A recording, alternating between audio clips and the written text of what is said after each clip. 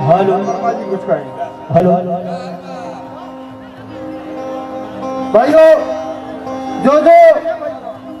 नगर पंचायत कर करता है तो सारे लोग पहले मंच से हटिए। तो आप लोग खुद पहले साइड में हटिए। पहले आप लोग खुद साइड में हटिए। चलिए, जितने अपने घर करता है पहले आप लोग तो साइड में होइए, तब ना जाकर मंच खाली होगा। चलिए, सबके दिल से प्रणाम है।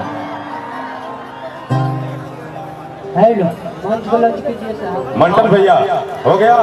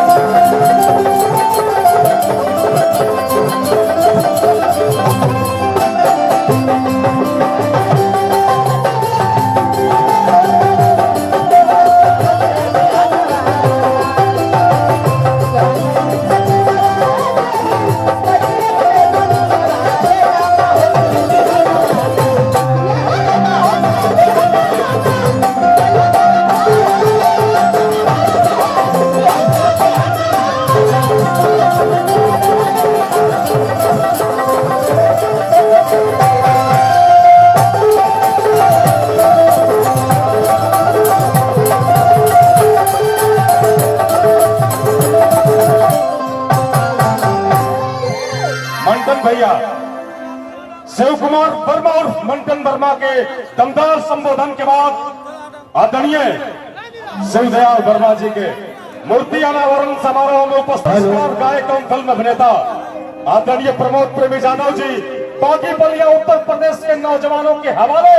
मैं चाहता हूं कि एक जोरदार तालियां बजाकर आप फिर एक बार स्वागत कर दीजिए। हेलो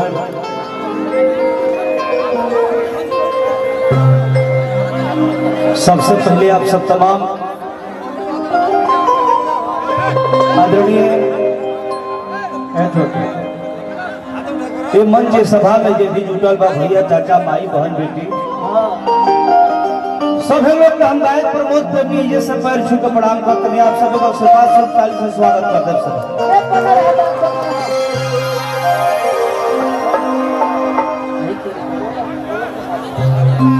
आज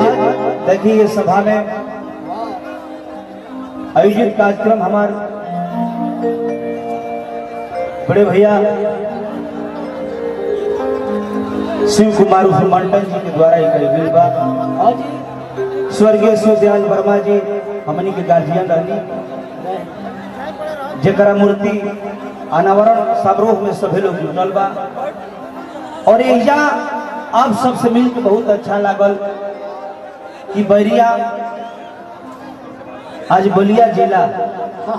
आज 1 साल के बाद आवे के मौका मिला। तो जे भी अतिथिगण जे भी लोग बा सभी लोग के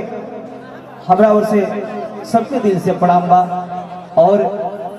जे भी इस सभा में बैठल बा सभी लोग के भाई प्रमोद प्रेमी सबके प्रणाम करते हैं। और भारत स्तर के साउंड वंदना साउंड लागल बा जो बाबा बहुत पुराना हमारे मित्र है यहाँ के के देख ले तो कुछ डाउन बा बेस कम कर दे जोड़ा में उठा के रखे। और यही धरती के हमारे भाई संजय शिव जी हमनी के बड़ी पुरान मित्र है जा और बहुत ही अच्छा लगेगा हमनी के दोनों भाई जब मिलेला जा और जरा माध्यम से ही जे प्रेमी हमारे भैया मित्रेश जी बड़ा उनकर योगदान रहा हमारा बोलावे में। हाँ मंटन भैया के तो कार्यक्रम होगा कि बड़ा योगदान कर कहाँ कहाँ पैरवी कह के हमरा के शूटिंग पर आनी हम गुजरात भैया बोलौले कनी कि चलिए आप सबके प्यार आशीर्वाद बा तो आप सबसे आग्रह करब कि आप सब शांति से बैठब कार्यक्रम अब शुरू करब हम चलिए तनी भीड़ के मंच खाली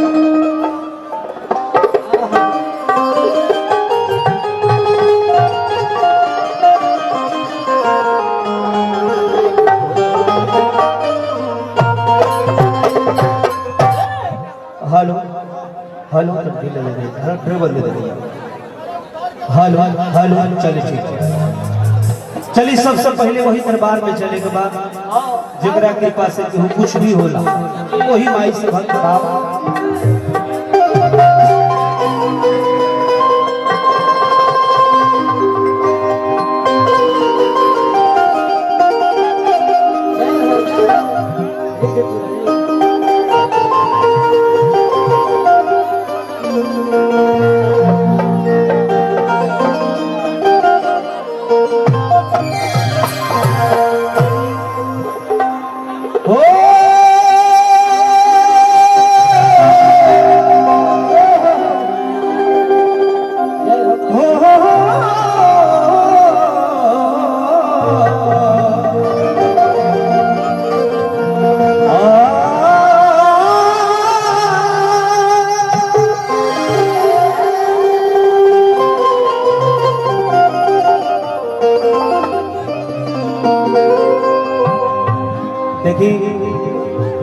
आज आप सबके बीच में हम कैसे गा लेते हैं हमारे सुबह से तबीयत खराब बा आप सबसे हम बता देते हैं अगर कोई प्रकार की त्रुटि हमारे में हुई क्षमा कर बहुत तबीयत खराब तब पर भी भाई के कार्यक्रम रहे मंटन जी के अब पहुंचल जरूरी है अगर कुछ भी क्षमा हुई आप सब क्षमा कर गलती हुई तो हमरा से ओम जगन्ती मंगला काली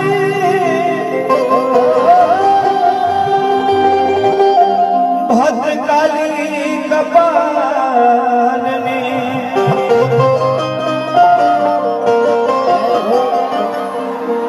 अरे दुर्गे क्षमा शिवा धात्री स्वाहा स्वधा नमस्तुते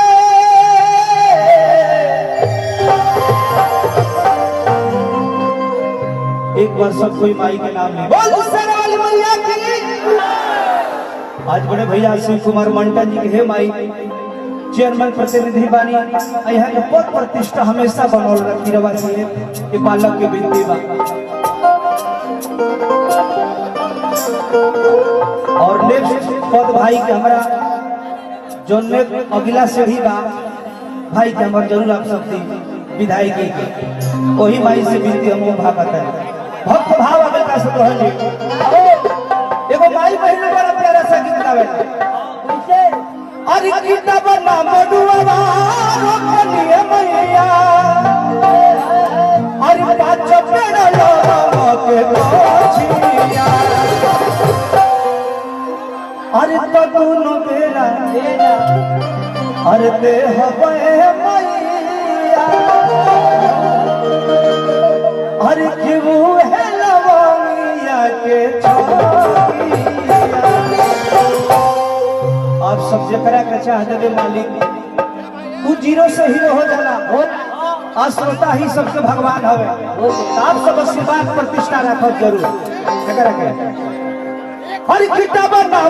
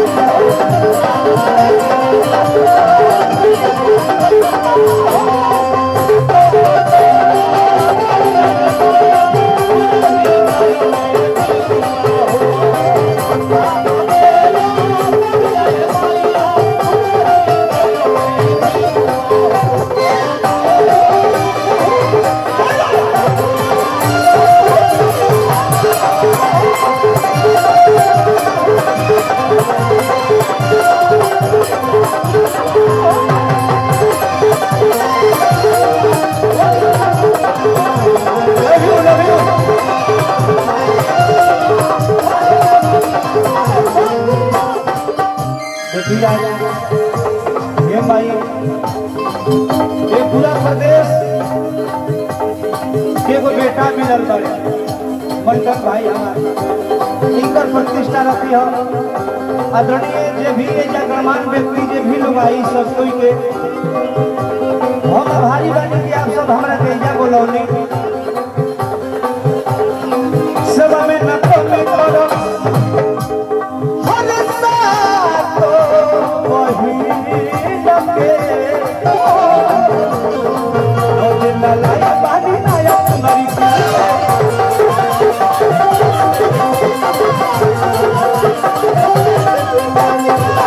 सेवा में न तो में करो हर साथ वही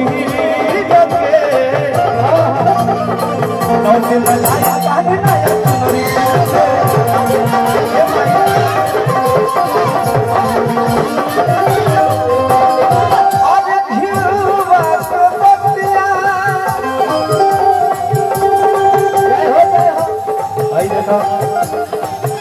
हमारे आदरणीय पुतुल प्रधान जी सैकड़ों रुपया भेजवाले वाली प्रधान जी यार प्रतिष्ठा बना रहो संजय भाई यही तरह प्यार बना रहो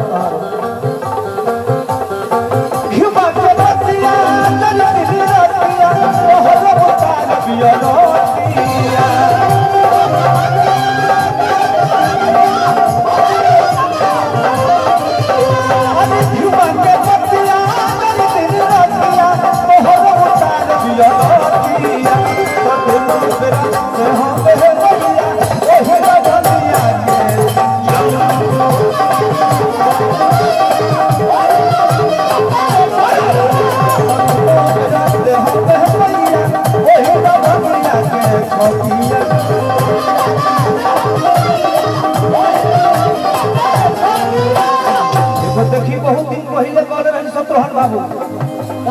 हमारे सिंगराज में लोग चीज बोले रही प्रभु विष्णुपुरी भाई का गीत लिखा हुआ जी वही गीत मान कर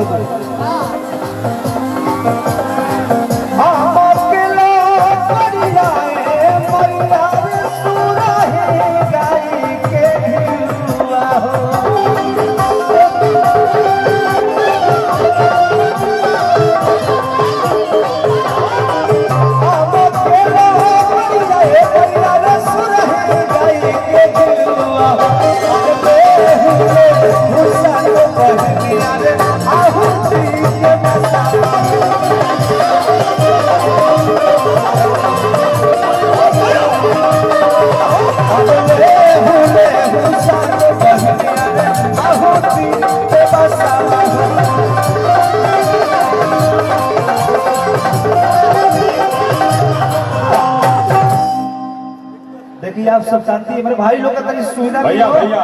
रोड पर खड़ा पा लोग प्रोग्राम फील्ड में चाहते हैं व्यवस्था है हमें स्वीकार है लेकिन मैं उत्तर प्रदेश के पुलिस के नौजवानों से चाहता हूं कि पब्लिक को मारिए मत आराम से जाइए सभी भाई हमारे हैं और अगर आपके हीरो अगर आपके भोजपुरी के सुपरस्टार गायक प्रमोद प्रेमी जादव की ने शेरा वाली मां के चरणों में वंदन अभिनंदन करते हुए बेहतरीन परफॉर्मेंस दिया हो तो तमाम जन सैलाब की ओर से जोरदार तालियां एक बार हो जाए। अभी पुरस्कार में मंटन भैया की मोहब्बत रंग लाई। यस सर। अभी पुरस्कार पुतुल प्रधान हमारे सहेंद्र चाचा के मामा है वहाँ के जी उत्तिल प्रधान जी वहाँ का मैंने अपन रिलेशन में भाई प्रधान जी बहुत बहुत पुरस्कार स्वागत अभिनंदन। लेकिन एक गीत अभी तो शुरुआत है। हिंदुस्तान के बहुत बड़े शायर ने लिखा कि जंग और प्यार में सब कुछ जायज है, इसमें कोई ऐब नहीं होता। जंग और प्यार में सब कुछ जायज है, इसमें कोई ऐब नहीं होता। थका हुआ सिपाही कभी मुस्तैद नहीं होता। प्रमोद प्रेमी जादव तो नाम है समंदर के खौफ का, जो किसी दायरे में कैद नहीं होता। अभी तो शुरुआत है साथियों, एक जोरदार ताली मोहब्बत में बजा दीजिए। आइए हुजूर आलम सुपरस्टार प्रमोद प्रेमी जादव जी।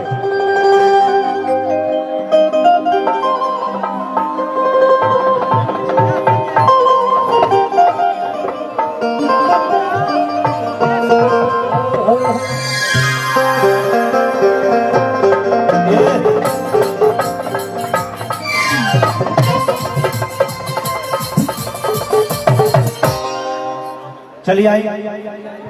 दरबार में भक्त कई प्रकार से लोग कहे ऋषि जी और माहौल तो होबे करी तू लोग जौन चाहबा होई हरि प्रिय छोटी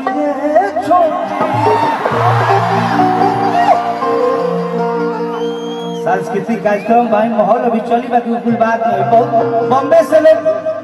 हीरोइन लोग कम लेके बॉम्बे से लोग आए आप सब शांति खाली बैठे रहे और हमारे मंटन भाई के प्यार का आशीर्वाद आप सब बन रखेगा जी कहे का भाव असत हो जी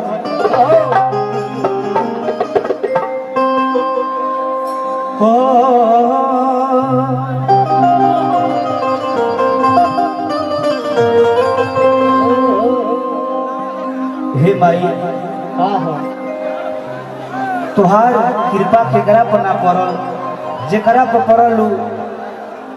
नीचे से ऊपर हो गई जीरो से हीरो हो गई माई तेज से रुआ से बीती बहे मतारी कि आप यही तरह सबसे आशीर्वाद देते हैं अपना लड़कन के और कहे तो भाव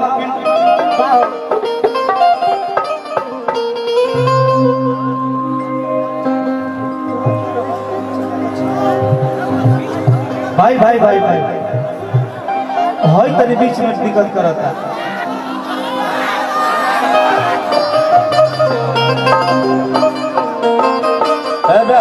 एगो गीत गौले रहने हर की हरियर हरियर निमिया गछिया अरे हरी हरी कहतैया हे भाई बैठे दिए सिपाही जी बैठे दी हो लोग जगह मिलल कर रहे थे भाई लोग आप सबके दिल से धन्यवाद बाकी आप सब हमारा ऐसा सरकार के 2 ताला पर चढ़ के देखा तनी बड़ी रिक्स में आप सब देखा तनी छाजा का तनी पीछे आप सब हो जाए हमारे भाई पीछे रउआ सब रह तो हम रह रउआ सब कुछ हो जी तो हमारा बड़ा दुख होई कि रउआ सब हमारा वैसे कुछ हो गई अरे की हरियर हरियर निमिया गछिया संतोष भैया ना संतोष भैया लाखों पुरस्कार दिली करो योगदान बा बोला बड़ी फोर्स कर अरे हरियर हरियर निमिया गछिया अरे हरी हरी पतैया सजे भैया अरे ताही गछिया अरे झुलुहा लगा के अरे झूलली मोरी मैया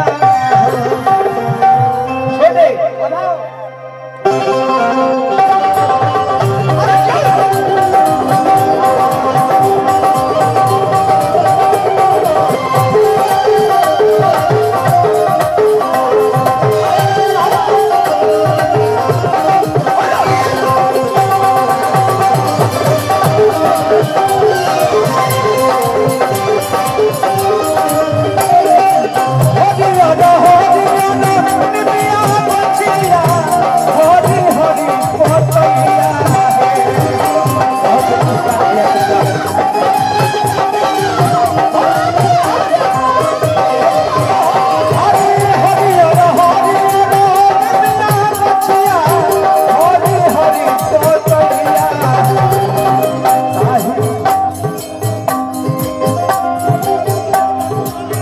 मंटन भैया के कन्या जी शिव वर्मा जी 500 रुपया पुरस्कार देनी भतीजा का प्रतिष्ठा बना रहे ताही गछिया झुलुआ लगा के मोरी मैया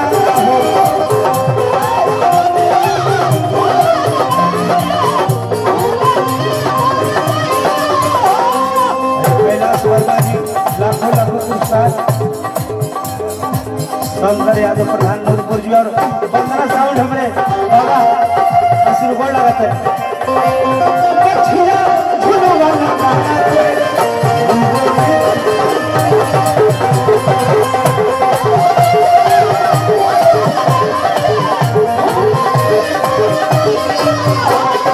कैलाश राम जी बहुत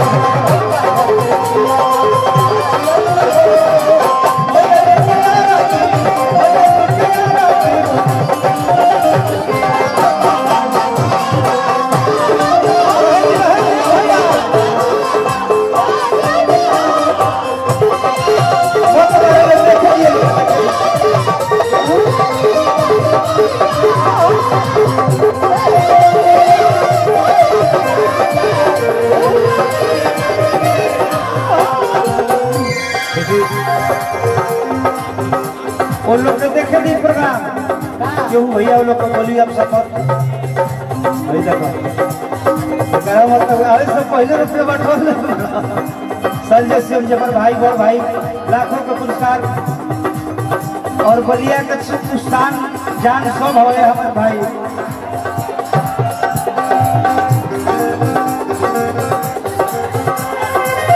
देखिए कहीं तो बहुत प्रभाव आता रे समझ पे डर लागत बड़ा प्यार से देखिए बहुत कई प्रकार से देखी नाचे लोग आवेला लोग रे समझ पे डर लागत